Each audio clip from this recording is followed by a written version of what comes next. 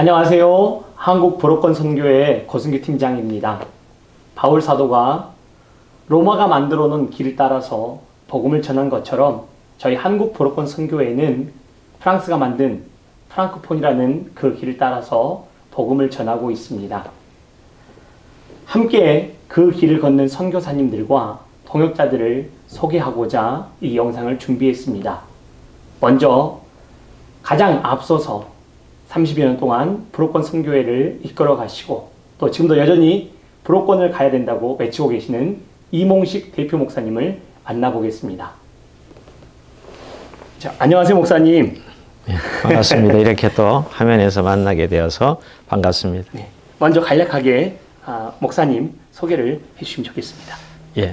저는 1992년도에 한국 브로건 선교회 시작될 때부터 시작해 지금까지 선교회 대표로 섬기고 있는 이몽식 목사입니다. 제 이름이 이몽식인데 제 이름을 가진 사람 아직 본 적이 없거든요. 이몽식을 쳐보면 동상이몽 할 때 이몽식, 동상이몽식 할 때 그때 이몽식이 검색이 됩니다. 그래서 제 이름을 잊어버릴 수가 없을 것 같아요. 그 몽자가 사실은 꿈몽자에다 식물식자라서 영어로 표현하면 비저너리입니다. 아무래도 하나님께서 브로건에 비전을 주셔서 비전으로 살라고 해서 지금까지도 하나님께서 주신 비전대로 또 브로건 선교 비전을 가지고 섬기고 있는 이몽식 목사입니다. 반갑습니다. 네. 네. 비저널로 30년 동안 달려오셨는데 한국 브로건 선교회를 간략하게 소개를 부탁드리겠습니다. 한국 브로건 선교회는 1991년도에 제가 그때가 신대원 3학년 때인데요. 어느 한 프랑스에서 온 교수님을 통해서 불어를 우연찮게 공부하게 되었어요. 근데 그때 교재는 이제 모제였거든요. 푸른색으로 된 모제를 공부하다가 그 모제 한 3분의 1 지점에 가면 전 세계 프랑코폰 지역 지도가 나옵니다. 근데 그 지도에서 저는 하나님 강력한 사인을 받았습니다. 그래서 브로건에서 기도하라는 하나님의 사인이었는데요.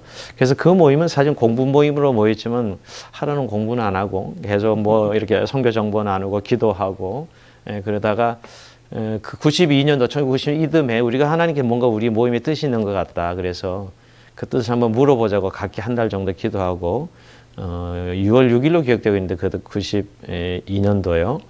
그때 모여서 다들 우리가 하나님 앞에서 선교적인 일을 하라고 하신다 하는 다 공통적인 사인을 받고 그때부터 브로건 지역을 위한 기도 모임이 시작됐고요. 그래서 정식으로는 1992년 9월 7일 날 신사동의 조그만 지하 사무실에서 몇 분이 모여서 설립 예배를 드렸죠. 그때는 무지개 선교회라 그랬습니다. 근데 우리 공부를 가르쳐 주신 그 교수님께서 그 무지개가 언약의 의미가 있다. 아르콩시엘이라 그러는데 불어로. 그래서 무지개 선교회라 이름을 붙였다가 2년 뒤에 우리가 브로건 지역을 위해서 섬기는 선교회라 그래서 아예 그냥 일반 명사로 고유명사처럼 한국 브로건 선교회 이름으로 선교를 시작했죠. 처음에는 사실 기도 모임으로 시작됐고요. 선교사를 보내고 또 선교를 알고 시작한 사람이 아무도 없었고 왜냐면 선교단체 출신 있는 것도 아니고 다 전통적 교회 출신 분들이었는데 저도 마찬가지고요. 그래서 그렇게 기도 모임으로 하다가 결국 이제 선교단체로 미션 에이전시로 바뀌게 되었죠. 어떻게 보면 이건 너무나 우연찮은 하나님의 역사로 말미암아 시작된 선교회다. 저는 그렇게 생각하고 싶습니다. 왜냐하면 어떤 조직을 하는데 시스템을 만들자고 해서 만든 단체가 아니라 그냥 브로건을 위해서 기도하는 하나님의 사인을 받고 순종해서 기도하는 것으로 우리 선교회는 시작되었습니다. 기도 모임으로 기적같이 그렇죠. 하셨고 여기까지 오고 계신데요. 아직도 브로건이라는 단어가 좀 생소한 분들이 좀 있으실 건데요. 그럼 브로건이라는 지역에 대해서 조금 설명을 부탁드리겠습니다. 사실 브로건 그러면 브로건인데 브로건 영어로 깨진 이런 의미로 또 어떤 사람은 브로건 선교 그러면 이 불교권 선교입니까? 또는 깨진 선교입니까? 이렇게 얘기하는데 프랑스어권 그러면 오히려 더 이해를 쉽게 하는 것 같아요. 브로건이라는 의미보다. 네, 프랑코폰이라는 단어인데요. 이게 사실 용어는 지리학 용어인데 실제로는 서구가 식민지 지배를 삼았던 그때 생긴 정치적 용어죠. 사실은 프랑스가 제국주의 발을 뻗을 때 식민지화를 삼을 때 그 식민지를 삼았던 지역들을 사실 프랑코폰이라고 합니다. 근데 역사적으로 그렇게 정의 내리지만 실제 지금 프랑코폰이라는 단어는 불어를 공용어나 공식으로 쓰는 지역, 프랑스어를 공용어나 공식으로 쓰는 지역이 프랑코폰 지역이다 생각하시면 됩니다. 근데 대부분 전체 뭐 한 50여 개 나라와 지역으로 한번 요약해 볼 수 있고요. 프랑스가 종주국이고, 그 다음에 아프리카의 24개 나라 정도, 또 북아프리카 4개 나라 정도를 우리가 브로큰으로 넣고요. 뭐 카브리에도 있고, 또 북미에도 좀 있고요. 또 유럽에도 사실은 불어를 공용으로 쓰는 지역이 있고, 남태평양에도 있어서 한 50여의 지역이 사실 프랑코폰 지역이다. 이게 우리가 그 지역이 결국 이 21세기에 와서 보니까 선교적으로 많이 소외된 것을 확인하게 되었어요. 그러니까 어떻게 보면 정치적 용어인데, 어떻게 보면 지역 용어고, 이것을 이제 이 무조건 선교라는 선교적 관점에서 본 것은 우리가 최초이기도 하고, 이 선교회가 지금도 또 사실 무조건 선교라 그러면 일반적으로 통용되는 용어는 아니고, 우리가 21세기에 하나님께서 불어건이 선교로 소외되었던 것을 알고 우리에게 그 지역으로 기도하라고 하셨고, 또 그것에 순종하다 보니까 이렇게 프랑코폰 선교, 불어건 선교 용어를 쓰게 된 것이죠. 네. 한 50여 개국이나 되는 많은 나라들이 불어권인데 선교의 소외지기 때문에 네. 그렇게 우리가 선교해야 한다고 말씀해 주셨는데요. 그러면 저희 불어권 선교회에서 지금 사역하고 계시는 우리 선교사님들은 어떻게 몇 분이나 되시나요? 우리 지금 한국 불어권 선교 소속 선교사님 한 50여 분 정도, 한 27유닛 정도가 지금 불어권 지역에 사역하고 계시고요.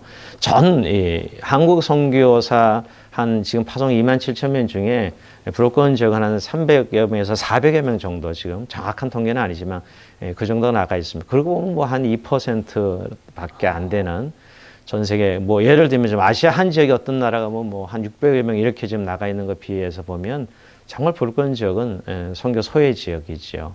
예. 그래서 우리 뭐 선교회는 지금 한 우리가 29년 되었지만 여전히 한 가정 사실 동원해서 파송했었는데 지금 아직 나가 있는 수가 한 50여 명 정도밖에 안 되는 거 보면 얼마나 소외되어 있는가를 그것도 알 수 있는 또 하나의 한 부분이라고 생각합니다. 예. 혹시 그럼 불어권에 관련된 나라들 뭐 다 말할 수는 없겠지만 좀 이렇게 저희가 알만한 나라들 좀. 우리 프랑스는 뭐 선교 대상으로 보지 않죠. 뭐 기독교 나라고 어떻게 보면 서구 선진 국가니까. 그러나 사실은 프랑코폰의 그 원인 제공이 사실 프랑스이기 때문에 프랑스를 종주국으로 봅니다. 또 프랑스가 만약에 복음화가 정말 제대로 이루어졌더라면 또 프랑코폰 지역이 선교 소외 지역이 아니었을 거예요. 왜냐하면 프랑스가 그만 선교 사명을 감당했을 거니까. 근데 그래서 사실 전통적 캐톨릭 국가고 또 지금 현대에서 무신론 국가죠, 프랑스는. 그래서 종주 프랑스가 제일 우리가 영적으로 보면 가장 중요하게 생각하는 선교 지역이고요. 우리 불어권 선교에서 관점에서 보면 또 지금 뭐 유럽 재복음화 관점에서도 프랑스는 영국과 독일과는 좀 다르게 이렇게 선교의 관점에서는 선교 소외 지역이다 이렇게 볼 수 있는 선교 대상 국가라고 볼 수도 있고요. 그리고 이제 아프리카에 주로 서부 아프리카, 중부 아프리카에 주로 몰려 있습니다. 프랑코폰 아프리카, 불어권 아프리카죠. 또 북아프리카도 7개가 사실 아랍권인데 뭐 알제리나 모리타니나 티니지나 모로코 같은 나라들은 불어권으로 볼 수가 있죠. 주로 그러니까 중서부 아프리카, 또 북아프리카라가 볼 수 있고요. 뭐 유럽도 따지고 뭐 예를 들면 스위스가 불어를 쓰는 거지나 뭐 벨기에나 뭐 룩셈부르크나 또 모나코 이런 지역도 사실 유럽에 있는 불어권이다 볼 수가 있고요. 우리가 주로 카브리에 이제 우리가 IT 그러면 이제 크렐리오를 쓰는 이제 불어권인데 카브리에도 한 6개 나라가 불어권을 쓰는 지역이 불어권으로 편제되어 있다고 볼 수 있습니다. 그러면 주로 불어권 아프리카가 사하라 지역을 중심으로 사헬 지역을 중심하는 그 지역이 굉장히 우리에게는 중요한 전략적인 불어권 지역이라고 보죠. 그러면 프랑스를 중심으로 북아프리카도 있고 유럽도 있지만 좀 이렇게 사하라 중심으로 중서부 아프리카 중심으로 지금 불어권 사역을 감당해 오고 계시는 말씀이신 것 같은데요. 이제 차차 더 많은 얘기들을 더 나눠보도록 하고요. 이제 사역을 해오시면서 좀 가장 행복했던 순간이라거나 또 이렇게 지금까지 오시면서 30년씩만 가슴 아픈 그런 또 있으시면 좀 이렇게 소개 부탁드리겠습니다. 여러 가지가 있는데요. 그렇게 질문하시니까 제일 행복한 순간 우리가 기도 모임 하다가 1호 선교사가 나갈 때입니다. 우리가 기도 모임 단체랑 5년 정도를 거쳤고요. 92년도에 시작해서 기도 모임 단체 5년 하다 97년도에 우리가 지금 차대는 양승원 선교사님, 최영조 선교사님 1호 선교사거든요. 그때 아마 그 감격이 지금도 여전히 저는 참 마음이 뜨겁고요. 그러니까 전혀 뭐 선교단체가 아니라 중보기도 단체였다가 늘 선교하다가 이렇게 한 가정을 저 아프리카 차드로 파송하는 그때의 감격이 제게는 가장 뜻깊은 뭐 어떤 행복한 시간이었지 않나 생각이 들고요. 또 하나는 우리 브로큰 선교가 2008년도에 이렇게 사단법인한테는 이제 허가를 받아가지고 어떻게 보면 그냥 선교단체 임의단체였다가 국가가 공연한 좀 사단법인 단체로 우리가 등록하면서 됐을 때 참 그때 굉장히 기뻤던 것 같아요.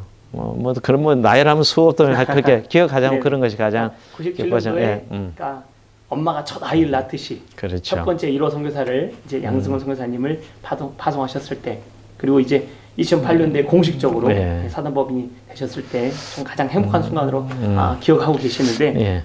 혹시 가장 가슴 아픈 때도 있으셨을 것 있었죠. 같은데요. 네네. 가장 큰 사건은 2006년도에 우리 허태수 선교사님이 선교지에서 순교한 그 사건이 아닌가 생각합니다. 제가 그 소식 듣자마자 굉장히 막 너무 충격을 받아서 지금도 그 트라우마가 좀 있는 것 같아요. 지금도.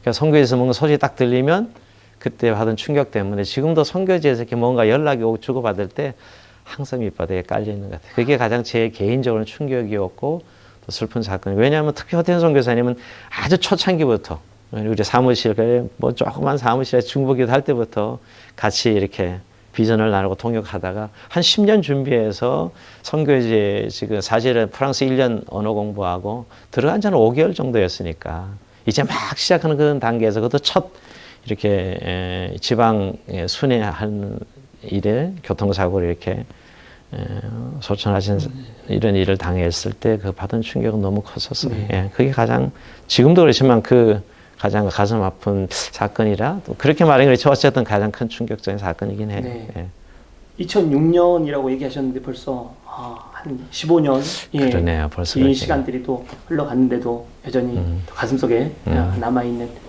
또 그런데 그게 하나의 또 씨앗이 돼서 예. 하나님께서 또 우리 브로큰 선교의 귀한 사역들을 또 이끌어 가시려 믿습니다. 네. 그럼 마지막으로 지금 특별히 차대의 어려운 소식들이 지금 들려지는 것 같은데요. 차대 어떤 소식과 더불어서 우리 함께 우리가 기도해야 될 기도 제목 한번 나누셨으면 좋겠습니다.